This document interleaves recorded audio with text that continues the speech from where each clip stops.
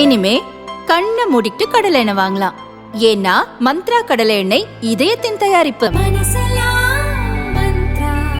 தருமபுரி தொகுதியில் அதிமுக சார்பில் அசோகனும் நாம் தமிழர் கட்சி சார்பில் அபிநயாவும் போட்டியிடுகின்றனர்.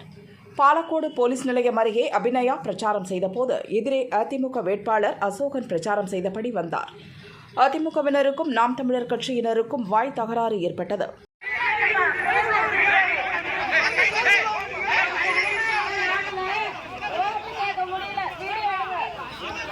தங்களுக்கு பிரச்சாரம் செய்ய ஒதுக்கப்பட்ட நேரத்தில் அதிமுகவினர் பிரச்சாரம் செய்ததாக நாம் தமிழர் கட்சியினர் குற்றம் சாட்டினர்.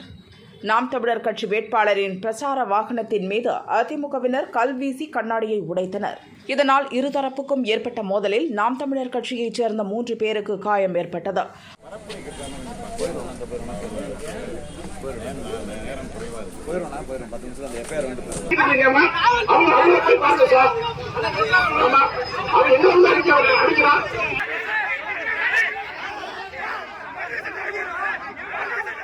மூவரும் பாலக்கோடு அரசு மருத்துவமனையில் சேர்க்கப்பட்டனர்.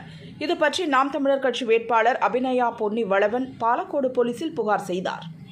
அராஜகத்தில் ஈடுபட்ட அதிமுகவினரையும் அவர்களை தூண்டிவிட்ட எம்எல்ஏ KP அன்பழகனையும் கைது செய்ய வேண்டும் என புகாரில் கூறியுள்ளார். பெண் என்றும் பாராமல் தன்னையும் கட்சியினரையும் அதிமுகவினர் தகாத வார்த்தைகளால் திட்டி அவமானப்படுத்தியதாக அபிநயா கூறினார்.